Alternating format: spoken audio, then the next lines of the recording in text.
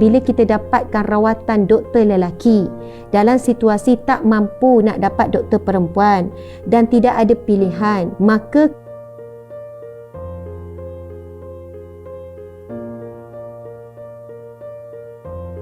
kita akan pergi kepada bab bersalin. Baik, kita ni rujuk kepada jabatan-jabatan mufti ni ya. Kedudukan bagi seorang wanita bila nak bersalin. Jika ada pilihan dan ada kemampuan, maka wajib bagi seorang lelaki, suami, subhanallah, untuk memastikan isterinya dapat rawatan dengan doktor perempuan, perawat perempuan. Dan ini bukan kata-kata saya. Ini berdasarkan hadis Nabi dan berdasarkan kepada alim ulama. Contohnya ya, saya ni pegang tentang Bayan Linnas siri ke-189, Maqasid Syariah dalam Perubatan. Tebal dan kita dah baca, kita dah ni.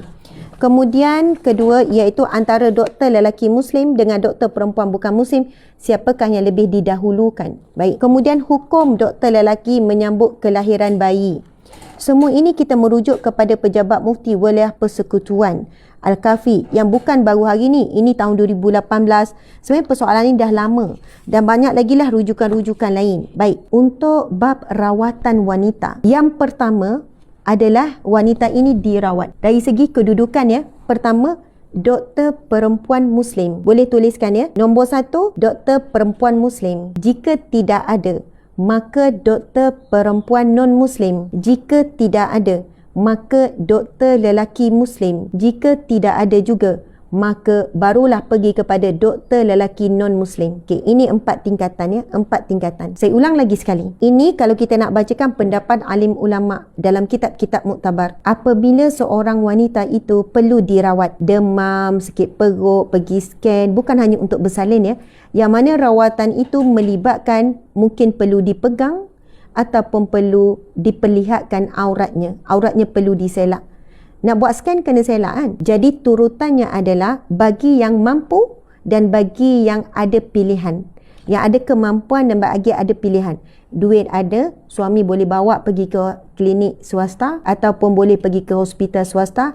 Maka pilihannya adalah pertama, memilih doktor perempuan Muslim. Kedua, doktor perempuan non-Muslim. Ketiga, doktor lelaki Muslim. Keempat, doktor lelaki non-Muslim. Why Ustazah kena doktor lelaki Muslim dulu?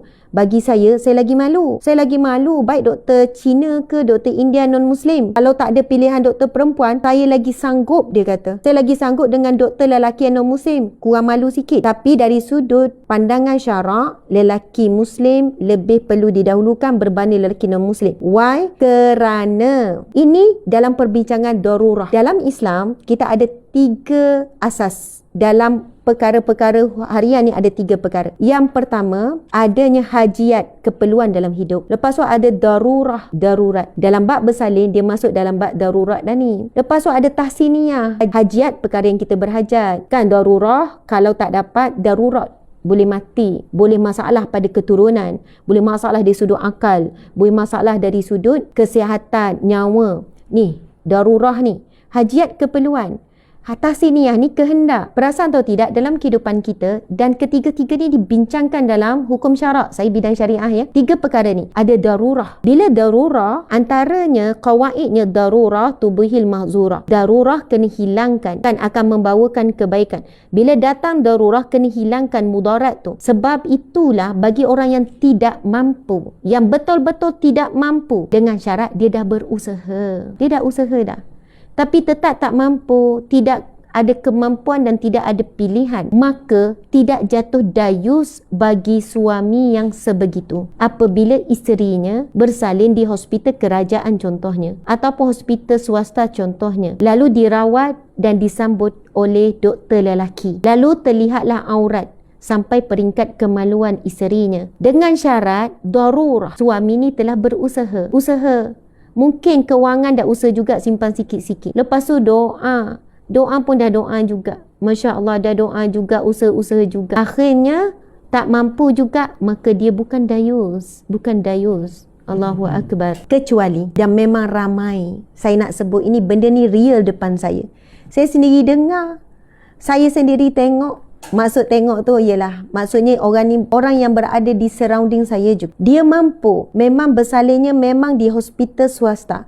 Dia orang kaya, dia orang mampu, dia ada duit. Dan semuanya isterinya bersalin di hospital swasta yang high class. Tetapi si suami dan si isteri sengaja memilih doktor lelaki. Sedangkan di hospital yang sama, ada doktor perempuan. Bila saya tanya, why? Kenapa? Dia kata, saya lebih confident dengan doktor lelaki ni. Saya memang selesa dengan dia. Bahkan, na'udzubillah, saya memang pernah dengar daripada perempuan sendiri. Saya tanya, kenapa pilih doktor lelaki? Dalam keadaan kamu boleh memilih doktor perempuan. Awak bersalin hospital swasta kot, kenapa suka doktor lelaki? Tahu tak apa yang dijawab? Sebab dia kata dia pernah pengalaman doktor perempuan. Kena marah, tegas sikit, hati sentap. Yelah, doktor perempuan tu pun pernah bersalin. So kadang doktor perempuan mungkin dia macam direct sikit kot. Sabarlah, orang lain pun bersalin juga. Saya pernah kena macam tu. Sabarlah, orang lain pun beranak juga macam dia. Aduh, periknya terima. Padahalnya kita ni sakit tak sama kan. Tapi kena kata macam tu kan. Aduh, perik sungguh lah. Masya Allah. Masya Allah, Allahu Akbar. Mungkin doktor tu penat. Jadi kita ni tengah tahan sakit ni, tahan juga sabar. Tahan sedih, tahan sentap juga ni. Kena sound ni. Masya Allah, Allahu Akbar. Jadi,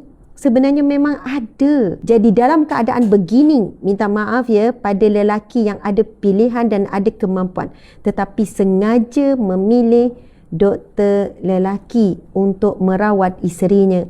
Na'udzubillahi min zalik. Saya sebut na'udzubillah sebab saya bukan nak kata direct. Takut juga na'udzubillah ia boleh jatuh dalam golongan yang dayus sebab dia ada pilihan. Kita bukan cakap darurah bagi orang yang miskin, orang yang asnaf, orang yang tak mampu, orang yang memang tak ada kemampuan untuk sediakan belanja untuk dapat rawatan daripada doktor perempuan.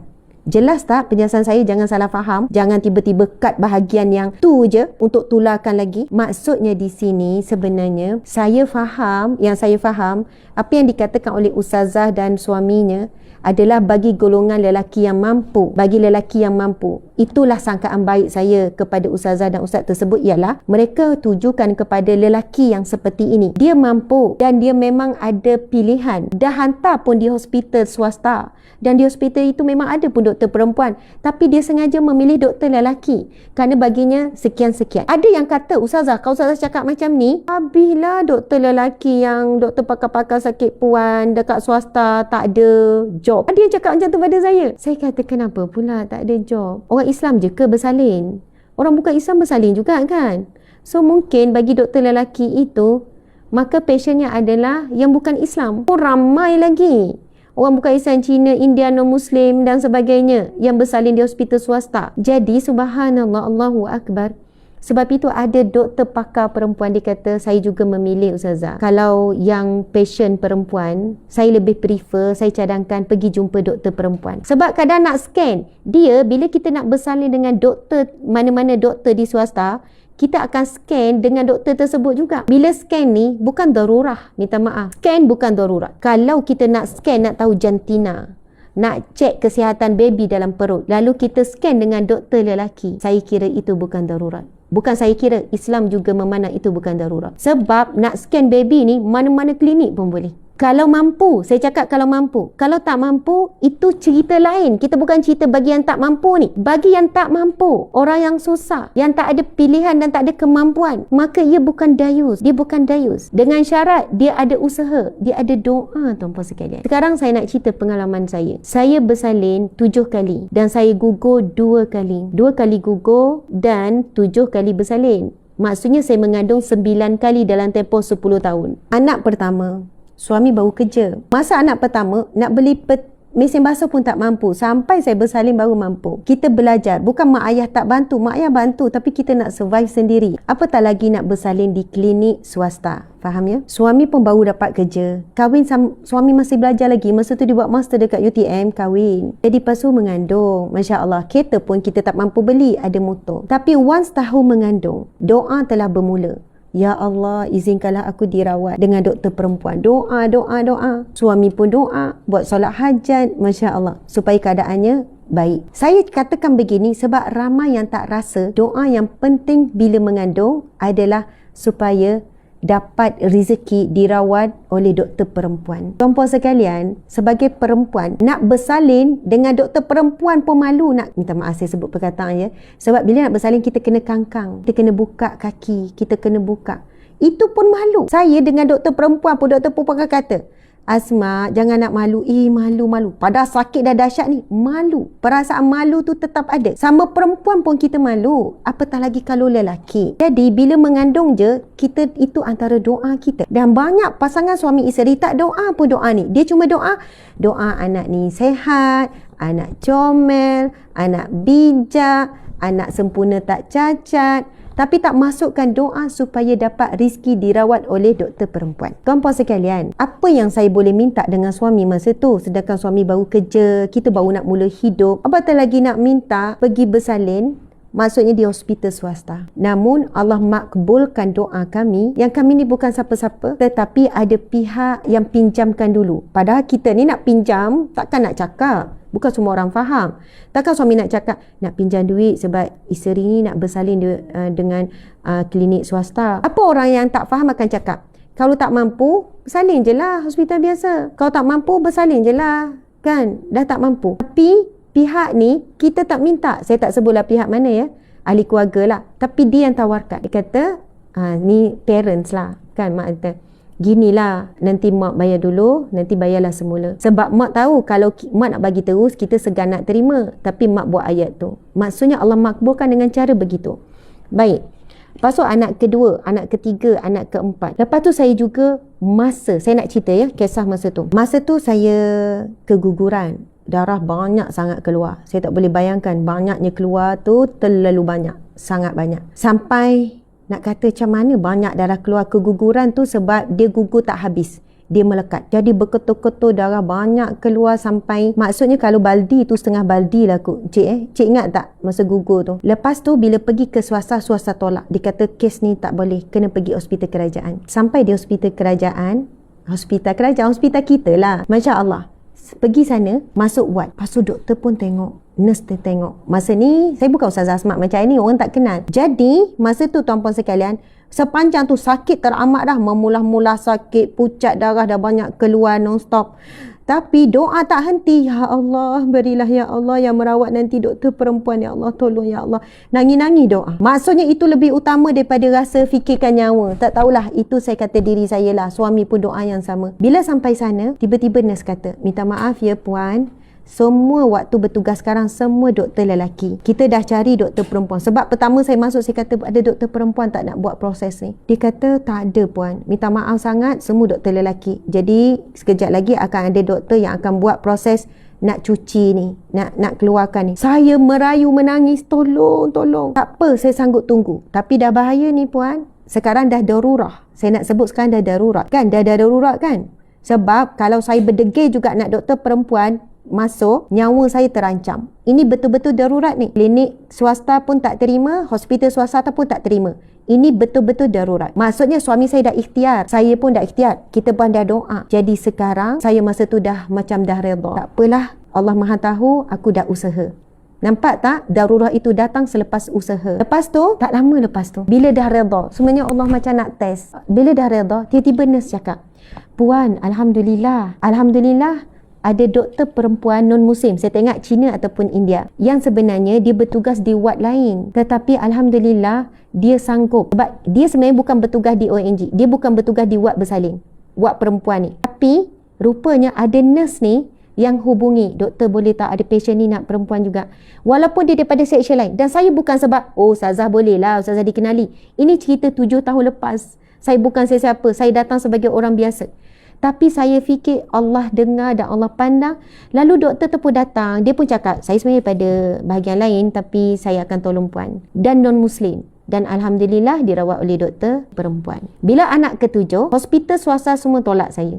Sebab saya plasenta akrita. Maksudnya, saya mengandung, rahim saya dah bocor. Uri dah keluar daripada rahim. Daripada awal lagi saya mengandung, 5 bulan dapat detect, semua hospital swasta tolak. Saya pergi hospital ni, masa ni dah mampu nak bayar hospital swasta. Kita kumpul belanja lah, bukan kaya, kumpul belanja. Hospital ni tolak. Dia kata tak boleh, berisiko tinggi. Sebab risiko pendarahan bila rahim dah bocor masa mengandung. Ini anak ketujuh. Antara sebab saya mengandung kerap dan tempoh 10 tahun sekian-sekian. Baik, tuan-puan dimati Allah sekalian. Bila pergi hospital kerajaan, adakah kita boleh memilih? Ya, di sinilah adanya ikhtiar yang lain. Doa, hajat. Bila masuk ke ruang pembedahan, memang ada doktor lelaki juga dalam bilik bedah. Memang kita minta doktor perempuan.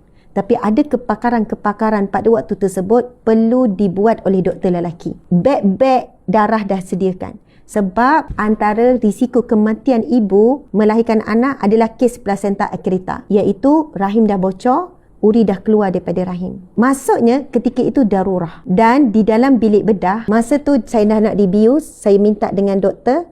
Sebab doktor minta buka tudung. Doktor minta buka tudung. Suruh pakai ni. Pakai apa yang kepala? Sebab masuk dewan bedah, pakai baju bedahan. Pakai baju bedah. Saya minta dengan doktor. Doktor, bahagian atas ni ada libat tak bahagian bawah?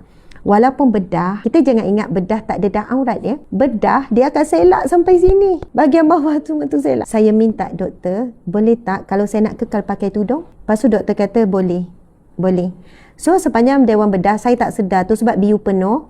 Memang pakai tudung dan saya tetap pakai sarung tangan. Sebab apa? Bila sebut darurah, aurat yang boleh diperlihatkan adalah aurat bahagian yang perlu sahaja. Kenapa perlu buka aurat atas? Kenapa perlu buka aurat tangan? Semua itu tidak terlibat dalam proses pembedahan. Sebab itu, bila kita tengok penjelasan ulama, bila darurah itu hanya kadar keperluan. Contoh, masuk dalam hutan, lapar, kalau tak makan akan mati. Maka jumpa bangkai. Bangkai pula bangkai khinzir. Dah usaha dah cari binatang lain, cuba dah ni tak dapat. Yang dapat khinzir sahaja. Maka dibenarkan makan. Darurah. Kalau tak makan mati. Menjaga nyawa adalah wajib. Tapi bukan makan sampai kenyang. Makan sekadar supaya hilang lapar, supaya tak mati. Itu maksud darurah. Sama juga bila kita dapatkan rawatan doktor lelaki. Dalam situasi tak mampu nak dapat doktor perempuan dan tidak ada pilihan, maka kadar yang boleh ditunjuk aurat adalah keperluan sahaja. Jadi sebab saya tengok ini ada pakai bius, yang ada pakai ni, so mustahil nak dapat dalam bilik bedah dengan pembedahan yang besar ni, nak semua perempuan. Maka masa itu darurah. Saya tahu aurat saya akan dilihat oleh doktor lelaki juga. Maka ketika itu suami saya bukan dayus, dalam keadaan darurah. Tak boleh nak syaratkan semua. Kita sekarang berada di hospital kerajaan. Saya nak pakai bius pun perempuan, saya nak pakai tu pun perempuan. Oh tak. Tetapi yang menyambut dan menguruskan kelahiran itu, yang jahit semua adalah doktor perempuan. Walau bagaimanapun aurat kita akan terdedah.